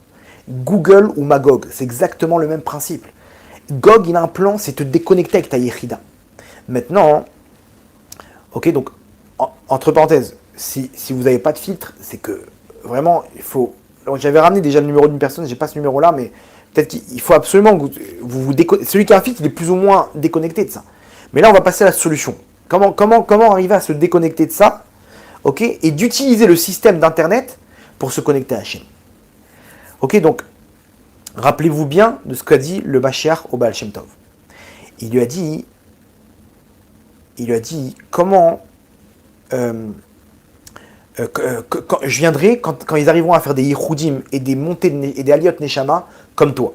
Des Yichoudim, c'est d'arriver à l'unicité par intermédiaire de... Bon, le Baal Shem Tov, il faisait ça avec des Shemot Akdoshim, avec des noms sacrés. Mais nous, on peut le faire aussi avec nos pensées. On peut le faire aussi avec nos actes. On peut le faire aussi avec l'unité d'Hachem pour se reconnecter avec Hachem. Et comment monter notre Neshama? Maintenant, vous allez voir comment c'est simple. Internet, c'est quoi? Internet, c'est ce qu'on fait, nous, à distance. Rappelez-vous bien, depuis la faute d'Adam Arishon, on fait ce qu'on fait, on continue à le faire, mais on le fait à distance. Avec Internet, ce qu'on fait, c'est exactement pareil, avec à distance. C'est-à-dire que maintenant, il faut utiliser Internet, la clipa, pour servir Hachem dans les forces du bien. Comment ça marche Internet? Internet, tu viens, tu t'as commandé quelque chose, ok? Tu l'as fait sur Internet, tu as payé sur Internet avec ta carte bleue, la chose, elle arrive chez toi 3 jours après. Tu as commandé une marmite, tu as commandé n'importe quoi. Tu fais tes courses, dans l'après-midi, tu reçois tes courses, tu as fait ça, tu reçois, tu es là, tu fais un travail, mais tu travailles pas là-bas. Et pareil, depuis le corona, les gens, ils travaillent, ils font leur truc avec WhatsApp, ils prennent les photos des factures, ils envoient la facture, l'autre il tamponne, l'autre il renvoie, tac, tac. Ils font tout à distance. Comprends une chose, que ce que tu fais aujourd'hui, comprends avec Internet que c'est exactement pareil. Ta femme t'a humilié, tu t'es battu, t'as pas répondu, t'as prié, t'as passé une commande, mon tzaddik. Tu viens de passer une commande, dans 3 jours, ça va arriver à ta porte. Boum, Parnassa, mais tac, un beau contrat. Hop, t'as fait une prière, t'as envoyé un ordre maintenant dans les mondes d'en haut. Quelques jours après, ça revient, boum, ta femme, elle est guérie. T'as besoin d'un enfant, vous comprenez comment les choses, elles sont... Pourquoi on n'y arrive pas à prier? Parce qu'on n'y croit pas. Mais Internet, il doit te donner la possibilité de comprendre comment ça marche. Comment tu crois que quand tu as cliqué sur un truc, tu as envoyé 50 000 euros? Et le mec, tu reçois une force maintenant, tu as reçu de l'argent sur ton compte, tu fais des virements dans tous les trucs, tu pars en vacances, tu prends des billets d'avion. Comment tu fais? Tu t'y crois à tout ça, que tu arrives à faire les choses à distance. Quand tu pries, tu dois croire que c'est exactement pareil. Maintenant, regardez ce qu'ils sont en train de créer. Regardez la suite. La suite d'Internet, c'est quoi? C'est ce qu'ils sont en train de mettre en place. Je crois que ça s'appelle Meta. Okay, c'est Facebook, ils ont changé leur nom en Meta. C'est quoi Meta? Si j'ai bien compris, on m'a expliqué, l'Internet du futur, c'est que tu vas te retrouver avec des lunettes, ok, et tu vas faire tout ce que tu faisais en, comment dire, en 3 dimensions. C'est-à-dire que avant tu allais dans un concert, maintenant tu vas payer ta place, tu vas te retrouver face à ton chanteur. Il va faire exactement pareil, tu vas avoir exactement le même son, tu vas être en train de danser, mais t'es derrière un écran. T'as ton truc, le mec il est comme un fou en train de danser, il est face à un match de foot, il est au terrain, il a payé 50 € la place, il est devant le match de foot. Sauf qu'il est dans son salon. Mais il a payé sa place sur Meta, là, sur ce truc-là, et il est avec ses lunettes, il est connecté, il se balade, il discute avec des femmes, et machin. Tout ça comment dire, en 3D. C'est quoi ça? C'est les Aliyat Neshamot. Maintenant, toi, tu vas utiliser ce système-là qui est le futur. C'est le futur. Tu vas être connecté avec les clipotes, mais tu dois prendre ça pour te connecter avec Hachem. Comment? Là, vous allez comprendre. Alors, ferme tes yeux et rentre dans l'imagination. Maintenant, au lieu de regarder l'image qu'eux, ils te proposaient, et bien maintenant, avant de prier avec Hachem, tu vas fermer tes yeux. Et tu vas faire monter ta Neshama. Comment? Mais comment je fais, Gwadrab? Mais comment tu le faisais, là, dans Metra? Comment tu le faisais avec Internet? T'es arrivé, tu te baladais sur Google Maps, et maintenant, tu vas fermer les yeux, et tu vas t'imaginer comment tu rentres dans le Beth Amikdash d'en haut. Et comment, là-bas, dans le Beth Amikdash, t'entends les anges qui sont en train de chanter. T'entends les Lévim, t'entends ces voix, et t'entends ces trucs, et tu te prosternes devant le Kodesh à Kodashim. Et Akadosh Baruch Hu, il te dit, mon fils, il te dit, donne-moi ta prière. De quoi tu veux me parler? Hachem, j'en ai marre, j'ai besoin de toi. Utilise ton imagination pour faire monter ta Neshama. C'est ça l'unité. T'es bloqué dans ce monde-là. Le Baal Shem Tov, il dit, quand t'es bloqué dans ce monde-là, tu sens que t'as plus la Mouna. Alors fais une montée de Neshama. Comment tu fais? Ferme tes yeux, imagine-toi que tu sors de ce monde-là. Tu vois le monde d'en bas comme ça, tu vois la ville où tu es. Comme tu fais quand tu vois l'image satellitaire dans Google Maps. Dans Google Maps, tu vois l'image satellitaire, tu montes en haut, hop, et tu vois la Terre. Tu vois la Terre, et tu montes, et tu vois les mondes d'en haut, tu vois les anges autour de toi, du feu. Et tu montes dans le Beth Amikdash d'en haut. Tu montes au trône céleste. Et là-bas, tu entends des voix, tu entends le feu, tu baisses les yeux tellement que c'est fort. Et là, tu entends la voix d'Hachem qui te dit, parle-moi, mon fils. Parle-moi. Vous vous rendez compte, c'est ce qu'on appelle une aliyat neshama. Et quand tu redescends sur terre, tu es connecté avec Hachem. Je peux te dire que tu as le feu en toi. C'est la Emouna, tu n'as besoin de rien. C'est Meta, pardon, c'est pas Metra. Meta. Bref, et donc, tu as le feu en toi. Tu es là, tu as Hachem avec toi, tu n'as peur de rien. Qui peut t'enlever ce que tu dois recevoir dans ce monde-là? Gog, il veut te déconnecter d'Hachem. Il veut te déconnecter d'Hachem. C'est la force spirituelle qui veut arriver à faire de toi un goy. Quelqu'un qui a une yechida, qui peut se connecter avec Hachem. Tu peux te connecter avec Hachem, tu peux tout faire. Mais on n'y croit plus. Alors justement, utilise la clipa comme tremplin.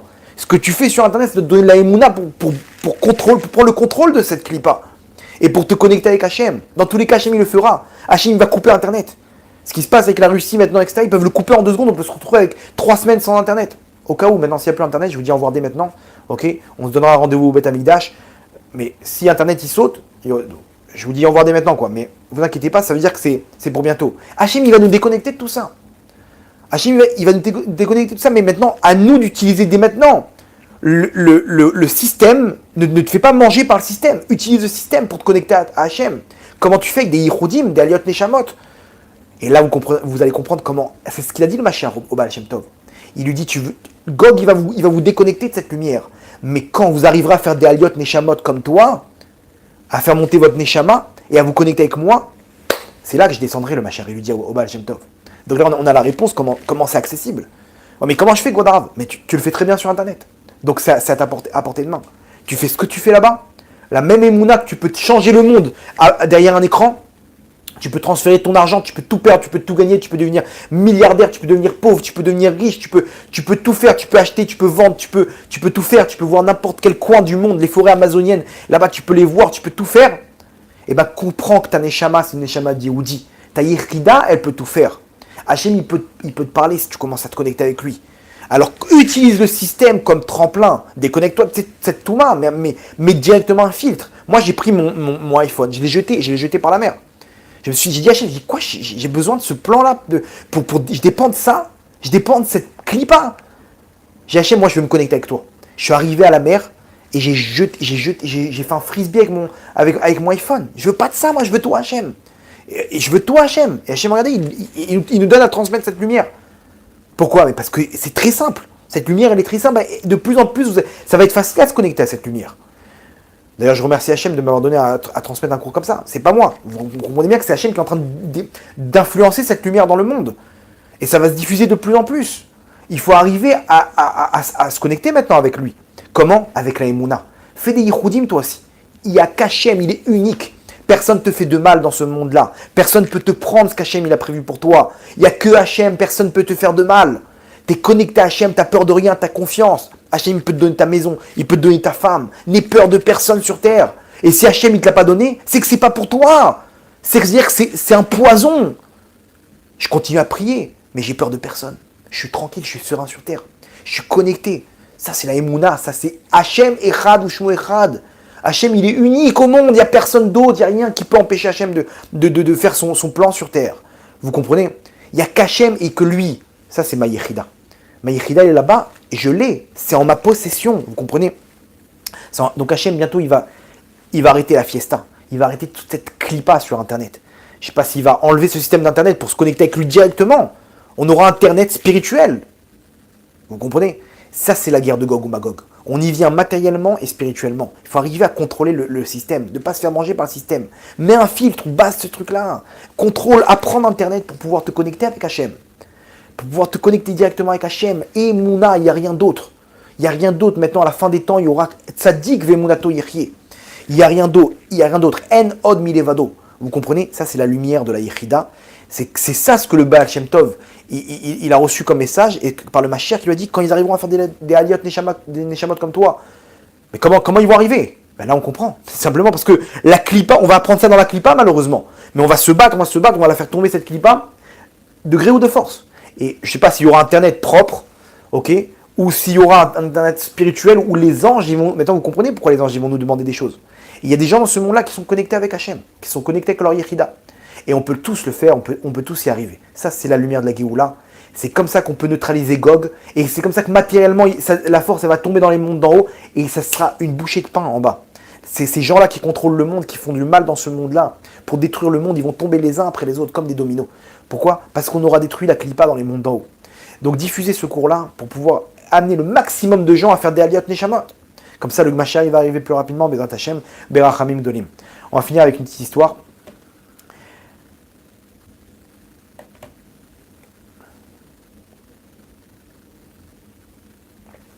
Le Rav Grossman, le Rav Yitzhak David Grossman, c'est un Rav qui a tout changé dans la ville où il a été. Un Rav avec un cœur pur qui a transformé la ville de Migdal HaEmek. Il est parti là-bas, il a monté des yeshivot, il a monté des synagogues, il a transformé la ville à tel point qu'il n'y a plus un seul policier dans la ville. C'est lui qui contrôle la mafia, c'est lui qui contrôle tous ses élèves. Un homme, un tzaddik avec le cœur pur, qui a changé la ville dans laquelle il s'est trouvé. C'était un désert spirituel. Et il était très proche du rabbi. Le rabbi Lubavitch, il était très proche de lui. Pourquoi? Parce que il n'était pas Chabad, mais sa femme, elle était Chabad. Et bon, il faisait tout ce qu'un Chabad faisait, quoi. La Chabad, on l'envoie dans une ville, il change la ville. Donc, il était très proche du rabbi, il envoyait des lettres. Et souvent, il allait voir le rabbi. Et le rabbi lui posait, il connaissait tout sur la ville de Migdal HaEmek. Il lui disait dans quel état il est le mikvé là-bas. Est-ce que tu as réussi à monter la yeshiva? Il était au courant de tout ce qui se passait. Et le Rav Grossman était foudroyé de la mémoire du rabbi, comment il était au courant de chaque chose. Le rabbi, c'est connu qu'il pouvait discuter avec une personne de n'importe quel sujet.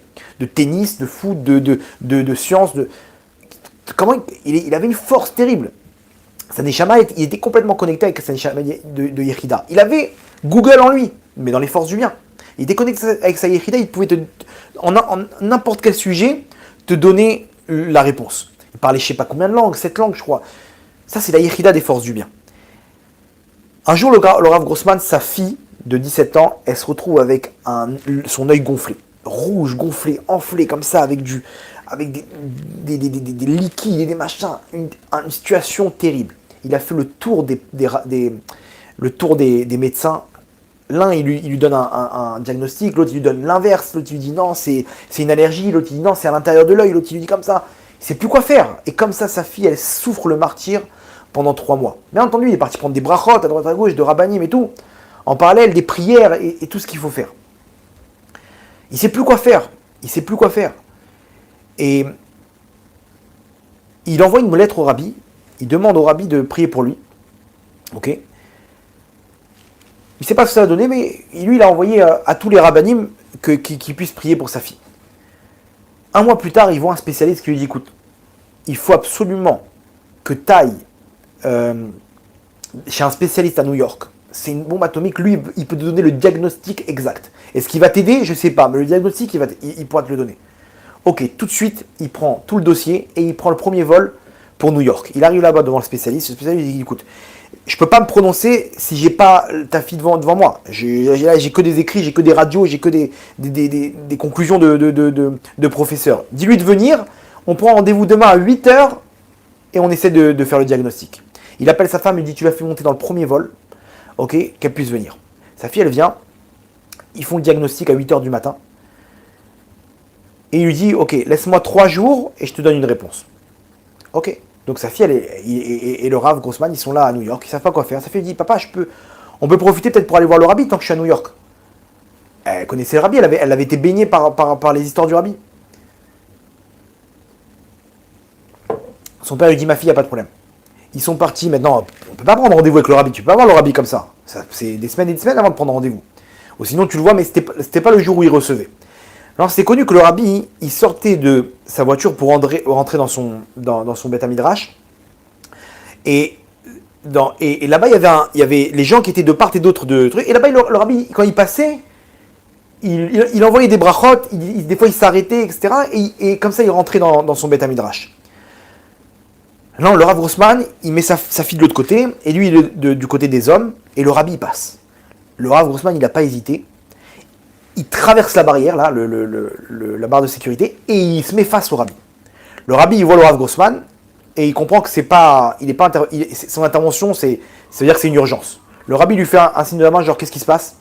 Le Rav Grossman, il dit, ma fille, Rav, ma fille, je t'en supplie, aidez-moi. Et il lui montre sa fille là-bas de l'autre côté, avec l'œil enflé. Le Rabbi, il jette un coup d'œil, il lui dit au Rav Grossman, il lui dit, la mezouza de sa chambre, elle a vérifié. Vérifier la mezouza de sa chambre. Et il rentre. Le Rav Grossman, il passe un coup de fil direct, le premier coup de fil, il dit à sa femme, il faut faire vérifier la mezouza de sa chambre. Sa femme, elle envoie la mezouza, le mec, il ouvre la mezouza, le mot Enecha, tes yeux, effacé. Effacé complètement.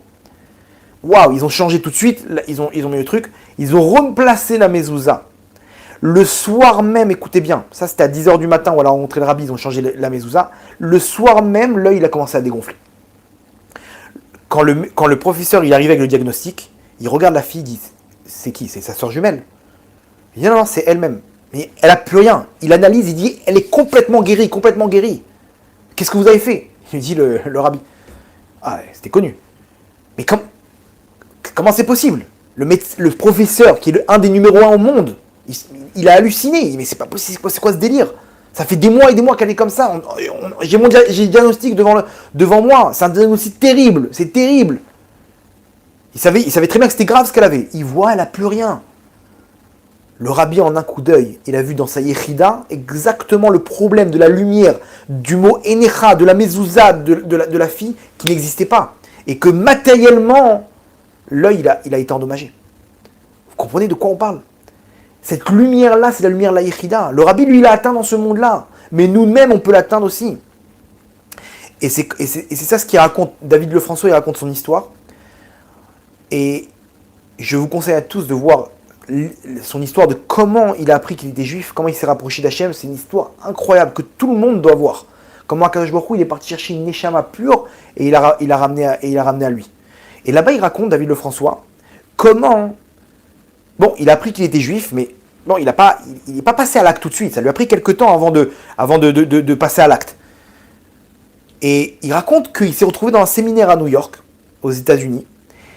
Et bon, lui, il est dans les neurosciences et tout, donc il s'est retrouvé avec deux experts, numéro un, deux neurologues parmi les plus grands au monde.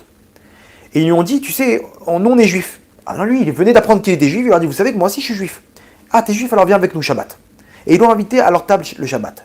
Il s'est dit, incroyable, je me retrouve avec les deux plus grands neurologues, professeurs neurologues au monde, qui sont juifs, et je me retrouve avec eux à Shabbat. Et il leur dit, il lui dit, pardon, ces neurologues, il dit, tu veux savoir c'est quoi notre secret? Il dit, bah, bien sûr, je veux savoir c'est quoi notre secret de votre réussite. Il dit, chaque fois qu'on tombe sur un cas sans solution, ok, un cas, on fait la radio, l'IRM, on voit le truc, on ne sait pas par où opérer, comment intervenir. On a un tzaddik là-bas au bout de la rue, on va le voir avec les radios, il nous dit, ok, venez me voir plus tard, je vous donne la réponse. Et il nous donne exactement le fonctionnement, où opérer, comment intervenir, etc., comment sauver cette personne-là. C'est ça notre secret. On n'a rien de spécial, on est des chirurgiens, neurologues, professeurs comme les autres. Mais quand on arrive devant la situation la plus dure au monde, on va voir notre âme.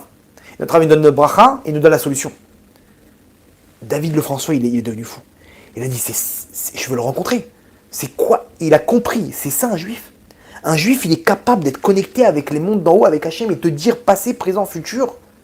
Si c'est ça un juif, moi aussi je veux connaître Hachem. Et c'est de là qu'il a commencé. Et ça, Rabotai, c'est la lumière de la Géoula. À nous de nous connecter avec Hachem. Utilisons cette force du mal pour pouvoir rentrer dans le fruit. Faisons tomber cette clipa. Et on peut se connecter avec Hachem. C'est possible, c'est entre nos mains. On peut faire cette aliyat Neshama, on peut se connecter avec Hachem, comme nous a dit le Mashiach par l'intermédiaire du Baal Shem Tov, et on peut le faire. C'est ce qu'il a trouvé, c'est ce qu'ils ont fait ces tzadikim-là. Le Rabbi, le Baal Shem Tov, ils le faisaient, ils sont arrivés dans leur temps. Mais la lumière de la Géoula, chacun peut le faire. Donc ne sous-estimez pas votre force, c'est la force de la Yechida, de votre Neshama. On peut se connecter. Comment le faire? Utilise ce que tu fais dans les forces du mal pour te connecter avec Hachem. Et tu vas sentir une lumière rentrer et te pénétrer en toi. Tu vas sentir ce signal de lumière de la Yechida rentrer en toi. Et là, tu vas sentir une lumière intense pour te rapprocher d'Hachem. Tu viens de faire une aliyat Neshama, mon tzaddik. Et là, à ce moment-là, il n'y a rien qui peut t'arrêter. Hachem Echad, Enod Milevado. Tu viens avec cette force de la Imouda, tu fais des Yichoudim et tu matérialises cette lumière sur terre. On peut le faire et on peut faire avancer la Géoula Berachamim. Donc à nous de jouer. Baruch Adonai Leolam. Amen ve Amen.